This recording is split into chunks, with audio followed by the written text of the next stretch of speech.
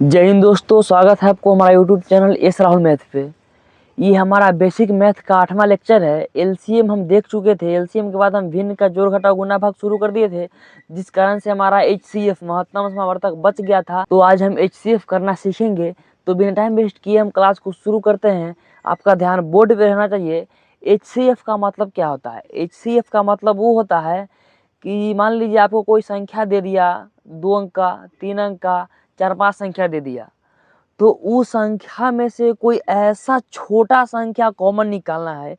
कोई ऐसा छोटा संख्या कॉमन निकालना है जो उस सब संख्या को विभाज्य कर दे। ऐसा संख्या निकालना है जिससे कि जितना संख्या दिया रहे वो सब कट जाएगा। जैसे कि यहाँ पर है 5 और 7। 5 और 7 में हम एक ऐसा छोटा संख्या निकालेंगे जो कि दोनों संख्या को काट देगा। जो कि दोनों संख्या को क्या करेगा? काट देगा, यानी कि दोनों संख्या से भाग आसानी से कर लेगा। यहाँ पे है 7 और 18। ये दोनों के बीच हम ऐसा संख्या निकालेंगे जो कि दोनों संख्या को काट दे। तो कैसे निकालेंगे? निकालने का तरीका होता है, इसको भाग विधि से निकाला जाता है, नॉर्मल भाग करके निकाला जाता है। चलिए हम इसको शुरू करते हैं। यहाँ पे पहला है 5 और 7। क्या है? यहाँ पे पहला है हमारा 5 और 7। अब इसको हमें भाग लगाना है, 5 और 7 को भाग लगाना है। अब भाग कैसे लगाएंगे वो देखिए। जो बड़ा संख्या रहेगा, 2 संख्या दिया जाएगा या फिर 3 संख्या दिया जाएगा, ऑब्वियसली होगा कि उस तीनों संख्या में से कोई एक संख्या बड़ा होगा और कोई एक संख्या छोटा होगा। तो यहाँ पे 5 और 7 में 7 सबसे बड़ा है, यानी कि 5 से बड़ा 7 है। तो हम 7 को भाज्य बना लेंगे। 7 को क्या बनाएंगे? भाज्य। अगर भाज्य भाजक समझ नहीं आता है तो ध्यान दीजिए। यहाँ पे जो सबसे बड़ा संख्या होगा उसको लिख देंगे और दोनों साइड से ऐसे कर देंगे, और जो छोटा होगा इसको यहाँ से भाग लगा देंगे। यानी कि जो बड़ा होगा उसमें छोट संख्या से भाग लगा देंगे। जो संख्या बड़ा होगा उसमें छोट संख्या से क्या करेंगे? भाग लगा देंगे। तो हम 7 में 5 से भाग लगाते हैं। देखिए 5 से लगाएंगे, एक बार में 5 आएगा, 7 में से 5 जाएगा, 2 हमारा शेष बच जाएगा। अब यहाँ पे भाग हम नहीं लगा सकते हैं, शेष हमारा 2 आ गया। अब क्या करना है? आपका अगर शेष बच जाता है और वो कटने वाला रहता है या फिर और यहाँ संख्या रहे और उसको उतार के हम काट सकते हैं तो काटिएगा, जब तक कि वो संख्या पूरा पूरा न कट जाए। यहाँ पे हमारा शेष 2 आ गया, अब कोई कटने वाला नहीं है, तो इसका मौसा क्या होगा? मौसा नहीं बना है, ये भाग बना है। अगर आपको 1-2 बार और लगे, जैसे यहाँ पे 75 आता तो 5 से एक बार में लगाते 2 और 25 आता तो 50-25 करके पूरा काट देते। तो यहाँ पे जब तक हम तब तक भाग लगाएंगे जब तक कुछ शेष ना आ जाए या फिर पूरा ना कट जाए। और भाग लगाने के बाद छोड़ नहीं देना है। क्या करना है वो देखिए। यहाँ पे शेष आ गया, अब शेष नहीं कटेगा।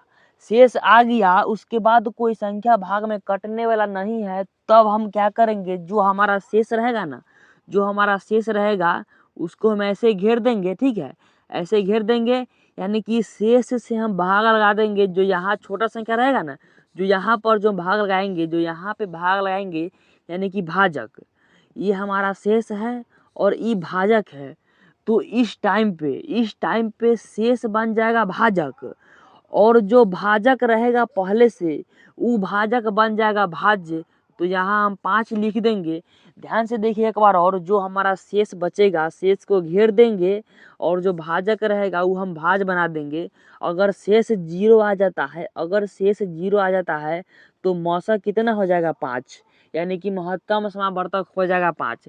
यानी कि यहाँ पे देखिए, जैसे कि 4/16 है। ठीक है, 4 और 16 का हमको महत्तम निकालने के लिए बोल देगा, तो हम क्या करेंगे? 4 चौके लगाएंगे 16, 16 पूरा कट गया। यहाँ पे शेष 0 बचा तो हम भाग कैसे करेंगे? यहाँ पे शेष 0 बचा तो हम ऐसे नहीं कर सकते हैं। यहाँ पे इसका मौसा क्या हो जाएगा? 4। अब यहाँ पे देखिए, यहाँ पे हमारा शेष बच जाता है तो शेष को हम घेरेंगे और यहाँ पे जो हमारा भाजक रहेगा वो भाज्य बन जाएगा। अब इसको हम भाग लगाते हैं।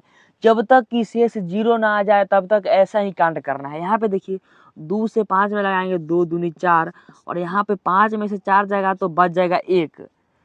शेष 1 आया है, 0 नहीं आया है, छोड़ना नहीं है। जब तक शेष 0 ना आ जाए, जब तक पूरा ना कट जाए, तब तक हम ऐसे वाला कांड करते रहेंगे। अब यहाँ पे शेष आ गया 1, तो ये शेष हमारा बन जाएगा भाजक। अब ई भाजक भाज्य बन चुका है, अब ई वाला भाजक भाज्य बनेगा। यहाँ पे जो 2 है भाजक, उसको हम भाज्य बना देंगे। यहाँ पे 2 लिखेंगे और ऐसे कर देंगे, यानी कि 1 से अब 2 में भाग लगाएंगे, तो 1 से 2 में भाग लगाएंगे, 2 बार में 2 कट के आ जाएगा क्या, 0, कट के आ जाएगा 0, यानी कि शेष 0 आ गया। हमको बस शेष 0 लाना है और कुछ भी नहीं करना है, चाहे जितना तक काटना रहे रगेद के काटेंगे, लेकिन काटेंगे, शेष 0 लाएंगे। अब यहाँ पे शेष 0 आ गया, तो मौसा क्या होगा, महत्तम समावर्तक HCF, देहाती भाषा में मौसा, मौसा देहाती भाषा में मौसा बोल देंगे। अब यहाँ पे इसका मौसा क्या होगा, यानी कि मौसा क्या होगा, तो यहाँ पे 5 है, 2 है, 1 है। यहाँ पे देखिए भागफल, भागफल पे ध्यान नहीं देना है, जो भाज्य रहेगा उस पर ध्यान नहीं देना है। जो भाजक रहेगा, भाजक हमेशा मौसा बनता है, भाजक हमेशा मौसा बनता है। तो यहाँ पे लास्ट भाजक जिससे कि शेष 0 आ जाए, वैसा भाजक जिससे शेष 0 आ जाए, वो हो जाएगा मौसा।